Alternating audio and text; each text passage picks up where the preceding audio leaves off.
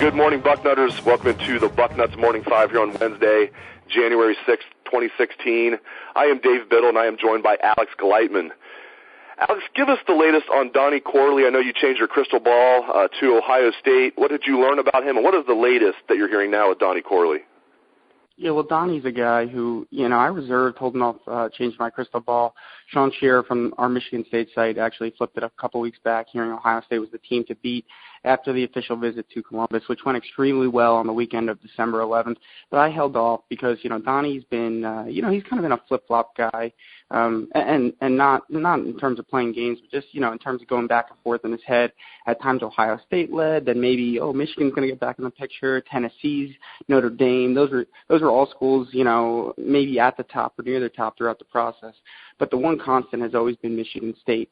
So I kind of reserved judgment, but after talking to a bunch of sources up in Detroit who are very close to the Corleys, as well as talking to Sean and hearing what his different sources had to say, I felt pretty confident that going down to Texas for the U.S. Army All-American Bowl, that Donnie Corley does have the intent on Saturday of committing to Ohio State. He's still trying to enroll early. I'm not sure if that's going to be possible, but he does have the intent. I know when he left Detroit, he did have the intent of committing to Ohio State on Saturday during the Army All-American Bowl. So, we'll see. Kids are kids. And Donnie, as I said, he's been notorious for changing his mind, flip-flopping during the process, really internally struggling with this thing. So, I know when he left on whatever day that was, Sunday, Monday, the intent was Ohio State. But, as he said during interviews this week, he's been pretty torn between the Buckeyes and Spartans. But, I feel pretty good about my Ohio State pick at this point. So, we'll just see if kids are going to be kids or he sticks to his original intention. And Jordan Fuller, young man from near your neck of the woods. He's from Jersey, defensive back. I know he's listed as an athlete, played some quarterback in high school, played quarterback in high school, but probably going to be a defensive back at the college level. Looks like Ohio State is a big favorite to land him. Give us the latest on Jordan Fuller, Alex. Yeah, so, when Jordan visited back in the spring, Ohio State was definitely the clear leader. The family and Jordan himself were very impressed with, not only obviously the on-field product of Ohio State, but also all the things they do off the field, such as the Real Life Wednesdays and making sure their guys are really set up for success in life rather than just football. So, the feeling was good after that, but Jordan hasn't been back to campus since then, so I know there was a little uneasiness with the Ohio State staff. They continued to stay in touch with Jordan, and Chris Ash was a big-time recruiter there. The good thing for Ohio State is Greg Schiano is in the picture now, and he was involved with Jordan Fuller's older brother, Devin Fuller's recruitment for a while, and it looked like Devin was going to go to Rutgers, and then Greg left for the NFL, and Devin ended up going to UCLA. But there is familiarity with Greg Schiano, and the family really does love Urban Meyer. So the kind of the good thing for Ohio State is they're getting him back on campus January 15th, the first weekend out of the dead period. Jordan's spending a lot of time with Austin Mack, Jonathan Cooper, some of the other guys down there in San Antonio that are committed to Ohio State, and they're doing a real number on him. And as Steve Wilfong reported yesterday, he thinks Ohio State's back in the driver's seat right now. I haven't changed my crystal ball, I think, since either June or July when I made it for Jordan Fuller to Ohio State. So I do think the Buckeyes are in the lead, but he is scheduled to visit Michigan the week after he visits Ohio State. Let's see if that visit happens. But right now, I think the Buckeyes are sitting good, but watch the Wolverines and Jim Harbaugh trying to make a play at another New Jersey prospect.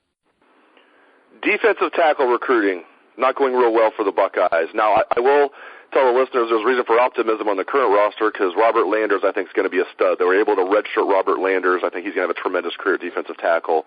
Donovan Munger, Mike Hill. Mike Hill really came on this year. Tracy Sprinkle. Those guys are just going to be fourth-year juniors next year. 2 more years in the program for those guys. Draymond Jones can move inside. Nick Bosa can play some D-tackle if need be. I think they're going to be okay. But we're talking 2016 recruiting class, not going real well. Is there any reason for optimism in D-tackle recruiting for this 2016 recruiting class, Alex? Well, we've seen Urban Meyer pull off surprises before, late names, come into the game, or, surprise names come into the game late. for Ohio State. It happens every year under Urban Meyer. We'll see if that happens at defensive tackle. I know there was a report out yesterday on Twitter that Chris Daniels, the Oklahoma commit, could take an official visit to Columbus at the end of January. So that's something to keep an eye on. But right now they're kind of, the only two big fish I would say they have on the board are Rashawn Gary, who I think is a complete pipe dream. They'll be lucky to even get an official visit, which Greg Schiano and Larry Johnson are going to try to do with an in-home visit after the dead period. And then Rashard Lawrence, who, I think he really loves Ohio State, really loves Larry Johnson, but he's a kid from Louisiana. And when was the last time that Ohio State went down to Louisiana and plucked a kid from there that LSU really wanted? So I think Rashard's going to LSU, and I think that leaves Ohio State in a really tough spot when it comes to landing elite defensive tackles. And right now I personally think they're going to strike out when it comes to that. So it's going to be a big blow. I think they could take someone potentially that's maybe, a Robert Landers type that kind of a guy late in the process that they kind of come back to. So we'll see about that. But as you said, redshirting Landers, redshirting Devon Hamilton, redshirting Draymond Jones this year, I think those are three guys who could contribute to the program.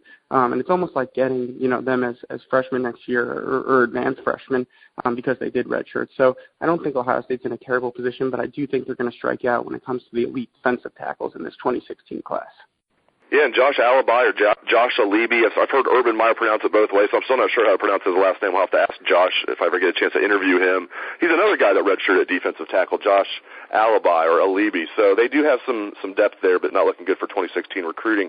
Staying with the 2016 class, quarterback recruiting. Obviously, they want to land Dwayne Haskins. Give me your thoughts. Do you think they will land Dwayne Haskins? And if the answer is no, will they take a quarterback, and who might that quarterback be? Oh, I'll admit I probably jumped the gun a little bit and flipped my crystal ball to Dwayne Haskins shortly after his official visit to Ohio State. And the reason I did that is because Dwayne came away from that visit and was basically telling people on the Ohio State staff and fellow recruits that he was going to be committing to Ohio State. I probably should have held off a little bit on that. I think the thing with Dwayne is he wants to play early. Ohio State not getting Kyle Allen is a good thing, so he knows he'd have to come in and really only compete with Joe Burrow to get playing time after J.T. Barrett. So that's a good thing for Dwayne, but at the same time, he's not going to come in and start until what would probably either be his junior or redshirt sophomore year. And I'm not sure he wants to do that. There's been talks about official visits to LSU or Texas A&M and programs like that. So we'll see what happens. I know he potentially could be taking an official visit to Maryland, where he's currently committed in January as well. So, I think it's a situation to watch. Right now, I'm not as confident as I was about 2 to 3 weeks ago in Ohio State landing Dwayne Haskins. And if they don't land him, I'm not really sure where they go. I know that Will Greer from Florida is interested potentially in looking at Ohio State. I know Ohio State is looking at Tylen Oden out of Tennessee. Personally, while I think he's an all right prospect, I'm not sure, I would take him and use a scholarship on this roster, especially knowing that space is going to be tight in both this class and the 2017 class with so few seniors. I personally, if they don't get Dwayne Haskins and they can't get another guy who they feel could be a starter at Ohio State eventually at some point in the career, I would just skip quarterback in this class and go for 2 in the class of 2017, add 1 to Danny Clark. All right, the 9 early departures, I'll get your thoughts on that in just a second. But before we talk about that specifically, with the 9 guys leaving early, how many scholarship spots do the Buckeyes have available for their 2016 class? I'm not saying they're going to use every one that they have available, but they wanted to use every spot they have available. How many scholarship spots do they have available in this 2016 class? They have 18 commitments right now. How high could they get? Yeah, after Tyvis Powell declared, I put an article out on Bucknuts, and it was titled "Looking at the Ohio State Current Ohio State Scholarship Situation." So you could check that out. It's obviously still on the site, but as what my calculations came to, depending on whether Corey Smith gets a 6 year of eligibility or not, which we still haven't heard, and I don't think the NCAA rules on that stuff till after the season. So until we know about Corey Smith, if Corey Smith does come back. Right now, the number would be 22. If Corey Smith does not come back, the number would be 23. Now, there's always other natural attrition on the roster, guys transferring, guys taking medical hardships, things of that nature. So that number could go up potentially. But right now, I think the number Ohio State is working with is about 23. So that would mean 5 more prospects added to the class. So when you have, Benjamin Victor, Donnie Corley, Jordan Fuller, Malik Harrison, Those are 4 guys right there who Ohio State feels pretty good about at that point. So that probably only leaves room for maybe 1 or maybe 2 more guys, with defensive tackle and quarterback obviously being high priorities for those other spots. All right, the aforementioned 9 early departures, 9 men out. Going to go one more than 8 men out. We knew it was going to be a mass exodus. I thought it would be more like 7 if I had to guess. All 9 that could have left. I guess Cameron Johnston could leave. Hopefully he doesn't leave. What surprises you, if anything, about the 9 guys who left early? I would say most of them. To me, I mean, none of them came as a shock based on what we've been hearing and reporting on Bucknuts, for the last few months. But I would say the 2 that really came as an initial shock to me were Jalen Marshall and Tyvis Powell. Now, kind of thinking more about Tyvis Powell, it makes sense. What more does the guy have to prove? He graduated. He's a national champion. He's a multi-year starter at Ohio State. I don't think his stock is going to improve. I think he is who he is, and I think at the same time, it could potentially go down with less elite talent or less experienced talent, I should say, playing next to him next year. So I do understand Tyvis's kind of decision to leave, but I think Jalen Marshall made a huge mistake. I think coming back another year, being the primary weapon in the offense, he could have really boosted his stock and guaranteed himself being selected at least in the top 3 rounds.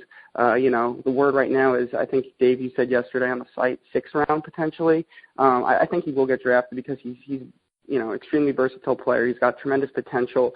He's still learning how to play the wide receiver position, and he can return kicks and punts. So he is valuable. I think he'll be selected, later in the draft, and I think he'll do well in any sort of combines or pro days and things like that. But, I think Jalen kind of just jumped the gun a little bit. I know some in his family wanted him to stay. I think, the words I was hearing were that he just lost trust in the offensive staff this year. Maybe he didn't feel he got the ball enough or was used correctly.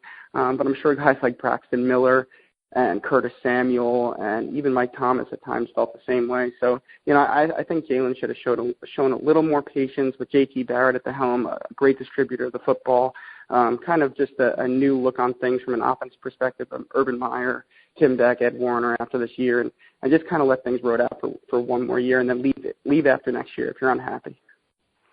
Excellent insights, as always, from Alex Gleitman. Thank you, Alex. And thank you to the listeners out there. I appreciate you guys and gals tuning into the show, and hope you have a great day. Take it away, best damn band in the land.